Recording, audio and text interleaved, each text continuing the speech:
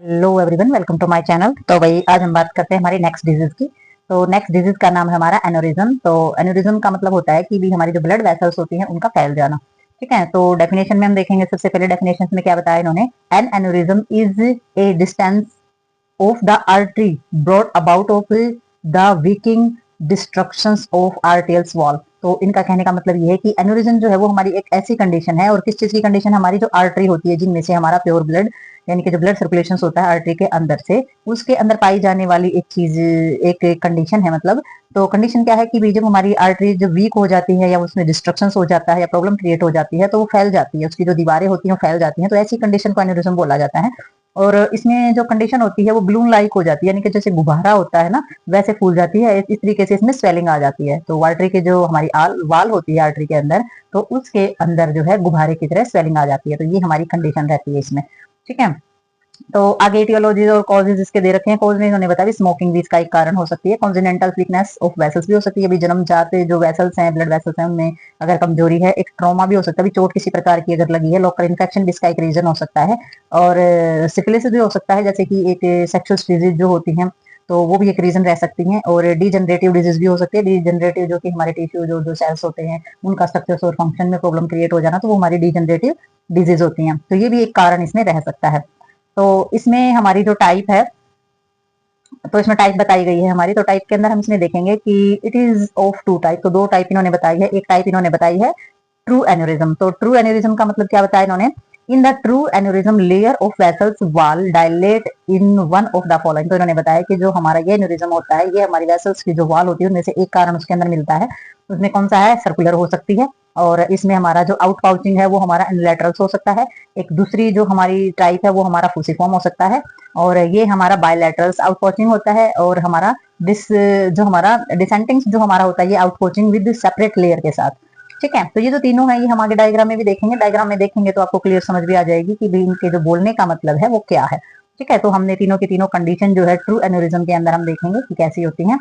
तो अब false aneurysm के बारे में बताया। फॉल्स एन्यूरिज्म जो है वो कैसी कंडीशन होती है, तो फॉल्स एन्यूरिज्म में इन्होंने बताया है, जैसे कि इसमें शूडो एन्यूरिज्म इसको बोला गया है। शूडो एन्यूरिज्म के अंदर इन फॉल्स एन्यूरिज्म है ये, और it wall rupture and A blood clot of the retains in the out poaching of tissue. तो उन्होंने बताया कि इस कंडीशन के अंदर जो हमारी एन्यूरिज्म जो होती है, जो वाल होती है हमारी आर्टरीज की, वो रैप्चर हो जाती है यानी कि फट जाती है। और जो उसका बाहरी हिस्सा जो होता है हमारा, जो आउट पुचिंग जो होता है टिश्यूज का, वहां पर क्या हो जाता है, क्लोट बनना स्टार्ट हो जाते हैं। तो हमारी दोनों ही कंडीशन इसमें अलग है कि भाई एक तो क्या है जिसमें सिर्फ फैलाव आ रहा है, तो वो हम आगे डायग्राम में देखेंगे तो आप अच्छे से समझ पाओगे।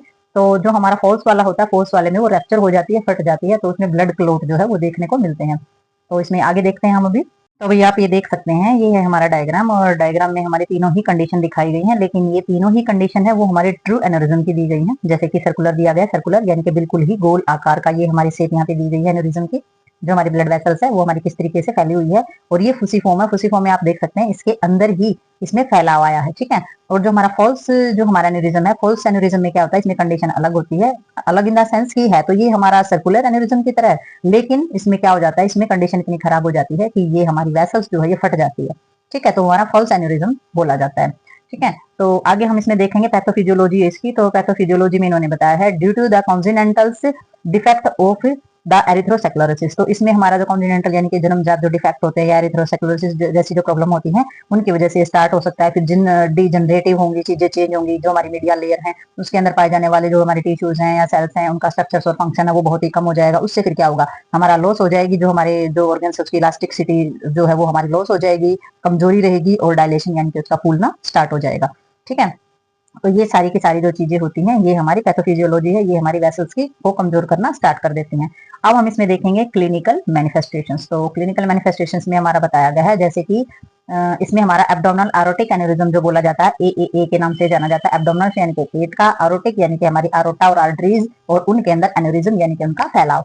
ठीक है, तो इसमें हमारी जो कंडीशन होती है क्या क्या रहती है, एब्डोमिनल पेन हो जाएगा हमारा। ठीक है, और इंटेंस बैक और फ्लैंक पेन यानी कि जो बैक का जो कमर का एरिया है या पार्श्वर एरिया हम जिसको बोलते हैं, उसमें भी दर्द होना स्टार्ट हो जाएगा, डिक्रीज हो जाएगा, हमारा कार्डियक आउटपुट है वो कम हो जाएगा। ठीक है, और हमारा जो एब्डोमिनल मास होता है उसके अंदर बिना किसी धड़कन या बिना किसी हलचल के हमारा दर्द होना स्टार्ट हो जाता है, हाइपोटेंशन होना स्टार्ट हो जाएगा। तो ये तो नॉर्मल चीजें हैं।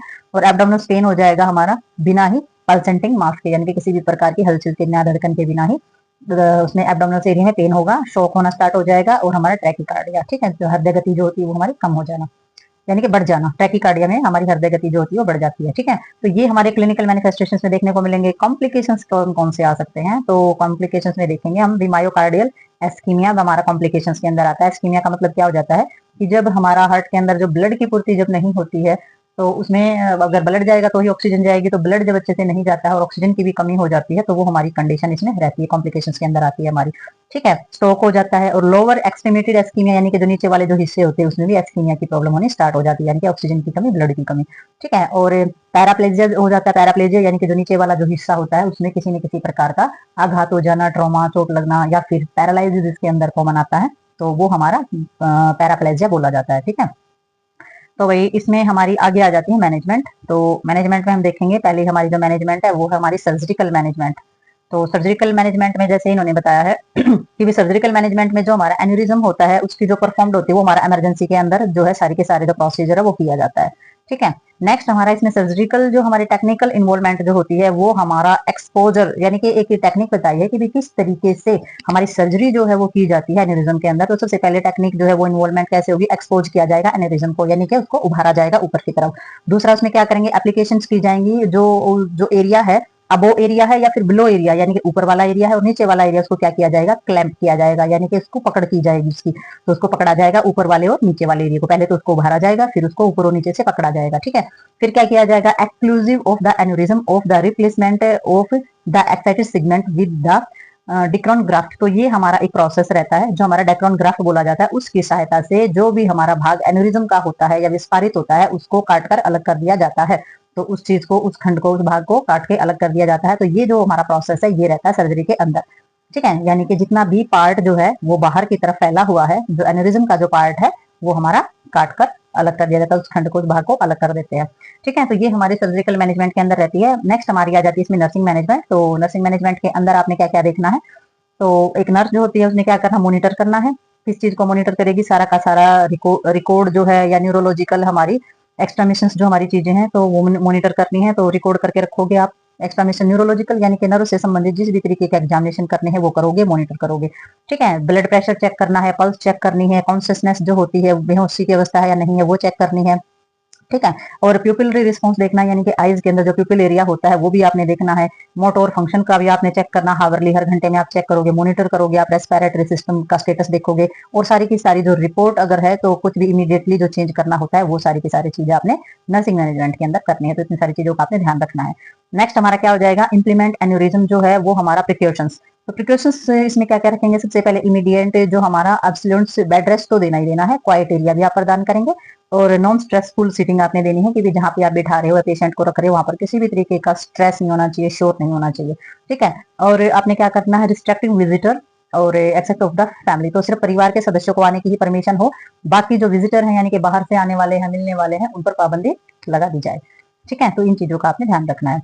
नेक्स्ट हमारा आ जाता है elevated the head of bed 15 to 30 degree as order. तो आपने बताना है पेशेंट को कि जो बेड से हमारा 15 से 30 डिग्री पर जो है हेड जो है वो ऊपर रखना है, ठीक है। तो इन चीजों का ध्यान रखना, अवॉइड करना है किस चीज को, activity that suddenly increase blood pressure. तो आपने एक्टिविटी को जो है वो अवॉइड करना है, क्योंकि एक्टिविटी जब आप एकदम से करते हैं तो उसमें अचानक से क्या हो जाता है, ब्लड प्रेशर जो है वो ज्यादा बढ़ जाता है। तो इस चीज का आपने ध्यान रखना है कि एक्टिविटी पेशेंट से इतनी ज्यादा नहीं करानी है कि एकदम से ब्लड प्रेशर जो है बढ़ जाए, क्योंकि ब्लड प्रेशर जब बढ़ता है तो सबसे ज्यादा हमारा किस पर असर करेगा, आर्टरी पर ही असर करता है। तो वहां पर आर्टरी जो है वहां पे सर्जरी हुई होती है तो वहां पर ब्लड प्रेशर बढ़ाना ठीक नहीं होता है। तो नेक्स्ट देखते हैं अब इसमें हमारी मैनेजमेंट रहती है जो आगे। तो वही अब हम बात करते हैं नर्सिंग डायग्नोज की। तो नर्सिंग डायग्नोज जो हमारे होते हैं वो आप बाद में क्या क्या देखेंगे, तो इसमें सबसे पहले टिश्यूज परफ्यूजन तो आपने देखना ही देखना है। इससे रिलेटेड जो हमारा डिजीज प्रोसेस है, इस चीज का जो हमारा रेप्चर एन्यूरिज्म होता है उसका जो डिजीज प्रोसेस है वो सारा का सारा आपने ध्यान देना है, और उसका जो टिश्यूज जो परफ्यूजन है यानी कि इनइफेक्टिव, ठीक है, तो वो सारी की सारी चीजों का ध्यान आपने रखना है। ये सारी चीजें आपने नोट करनी है ताकि ट्रीटमेंट आगे बढ़ाया जा सके। और आपने करना है जो हमारे पोस्ट ऑपरेटिव पीरियड के दौरान जो भी रिस्क होता है, हमारा जो खतरा होता है इन्फेक्शन का, उस पर ध्यान देंगे। पोस्ट ऑपरेटिव पीरियड का आपको पता ही है, ऑपरेशन के बाद का जो समय होता है, तो उसमें इन्फेक्शन का खतरा किस किस चीज से हो सकता है वो भी आपने ध्यान देना है। अक्यूट पेन से रिलेटेड जो हमारा प्रेशर ऑफ एन्यूरिज्म होता है उस पर भी ध्यान देना है कि भाई जो हमारा एन्यूरिज्म का जो प्रेशर है उससे रिलेटेड हमारा जो दर्द होता है किस तरीके का दर्द है उसको भी आप नोट डाउन करेंगे। तो आगे आपने रिस्क देखना है हमारा जो डिस्क्रीज हो जाता है हमारा कार्डियक आउटपुट जो हमारा होता है उससे रिलेटेड सारी की सारी चीजें, एन्यूरिज्म रैप्चर यानी कि हमारा जो रैप्चर हो जाती है आर्टरी वो, और हाइपोवोल्यूमिक जो शॉक होता है वो, तो उसकी वजह से जो हमारा कार्डियक आउटपुट कम हो जाता है। तो इस दोनों के दोनों चीजें आप देखेंगे, एन्यूरिज्म रैप्चर से रिलेटेड और हाइपोवोल्यूमिक की वजह से जो हमारा कार्डियक आउटपुट कम होता है, ये चीजें आप नोट डाउन करेंगे। तो deficient knowledge related to disease condition treatment self care, तो ये तो आपने देखना ही है। ज्ञान का अभाव जो किस चीज को लेकर के है, बीमारी को लेकर के, उसकी कंडीशन को लेकर के, उसके इलाज और सेल्फ केयर से रिलेटेड कितना अभाव है ज्ञान का, तो वो सारा का सारा आपने देखना है। पेशेंट को भी देना है, अपना भी बढ़ाना है ज्ञान, आपके पास होगा तभी आप पेशेंट को नॉलेज दे पाएंगे, और पेशेंट का भी देखना है कि उसे कितनी नॉलेज है इस चीज के बारे में। ठीक है, तो ये हमारी डिजीज जो है ये होती है हमारी यहीं पे फिनिश। तो मिलते हैं नेक्स्ट डिजीज में नेक्स्ट वीडियो के साथ, तब तक के लिए बाय बाय।